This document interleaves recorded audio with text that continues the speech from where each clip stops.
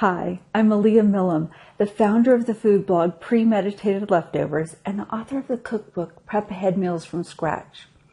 An essential part of my Prep Ahead plan is batch cooking the main proteins that I'm going to use throughout the week. And I like to cook those proteins in large batches and then have them ready to go either in the refrigerator or in the freezer so that I can quickly combine them for fast and easy recipes throughout the week. Now, one of my staples is brown rice. I prefer to use basmati rice, but you can use whatever brown rice is your favorite to use. And now if you cook brown rice on the stovetop, it takes 40 minutes. But I can cook it in the pressure cooker in a little over 20 minutes. It cooks at high pressure for 10 minutes, and then we have to do the slow release for 10 minutes.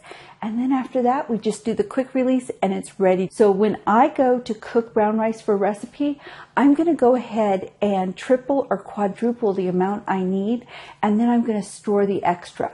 So I'm just going to share my very basic recipe for brown rice in the pressure cooker, and you can find other cooking times and for other ways to batch cook rice, and you can also find the different rice to water ratios for other amounts in my cookbook Prep Ahead Meals from Scratch in the chapter on beans and rice. So to cook brown rice in the pressure cooker, what I'm going to do is, if you have this little tray in your pressure cooker, you need to make sure you take that out. We only put that in when we're cooking meat in the pressure cooker. And so I'm going to add 3 cups of brown rice. Now, if you buy your brown rice from the bulk section, you're going to want to make sure you rinse it and remove any broken or particles or any other extra pieces that might be in there that don't belong in there. So I'm adding 3 cups of brown rice. For 3 cups of brown rice, then I add 5 cups of water. When you measure your water, make sure that your measuring cup is on a flat surface. And then I'm going to add 2 tablespoons of olive oil. If you want, you can use butter if you prefer that flavor, but I like using olive oil. Then we're going to put on the lid. It helps if I put on the lid in the right direction. We're going to put on the lid, and then I'm just going to set it for high, and I'm going to set it for 10 minutes.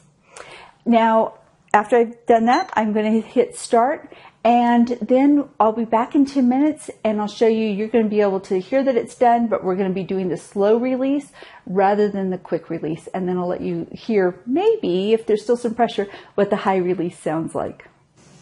All right, the timer just went off on the pressure cooker, and so it is done cooking at high pressure for 10 minutes. Right now, as you can see a little bit of the steam coming out, this is called slow release. And so I'm going to do slow release for 10 minutes, which means that actually I do absolutely nothing. My pressure cooker has gone to warm, and the steam is going to slowly release for 10 minutes, and then after that I'll come back, and if there's any steam still in there, I'll do the quick release.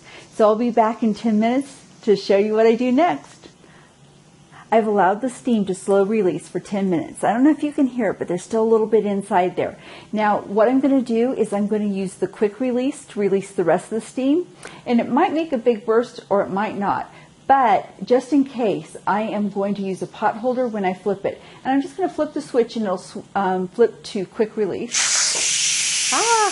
And you can see why I use the pot holder, because that steam is hot and you don't want it to burn you. And the quick release is pretty fast, but it's also very noisy.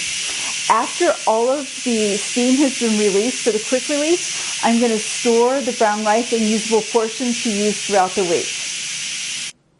The rest of the steam has been released using the quick release method, and so now I should be able to open it. So we're just going to turn it, and it will release easily. If there was any pressure, there's going to be some condensation and some water up in the lid. So I'm just going to let that, it's going to be very hot. So I'm going to let that pour back into the rice. And then I'm going to set this to the side. Now, oh, you can't see this. This is so, see how light and fluffy that is? Just a little over 20 minutes. And we have lots of fluffy rice.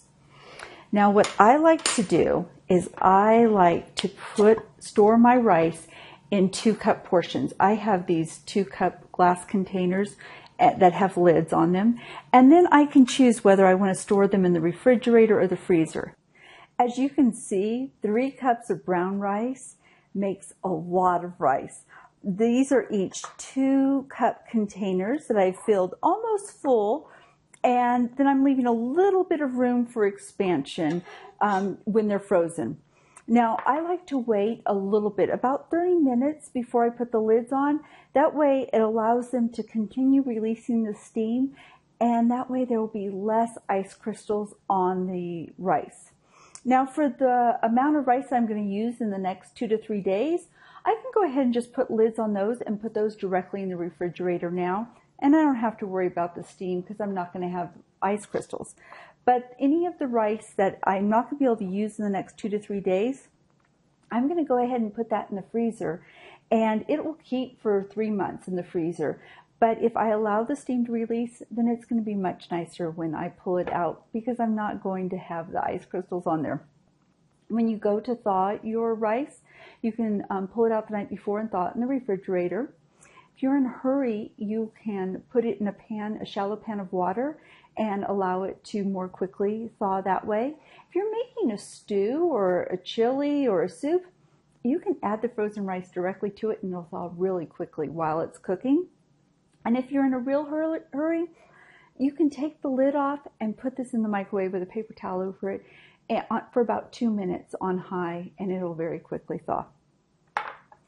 Now, in my cookbook, Prep Ahead Meals from Scratch, I have a lot more ways to batch cook rice in bulk in the chapter on cooking beans and rice.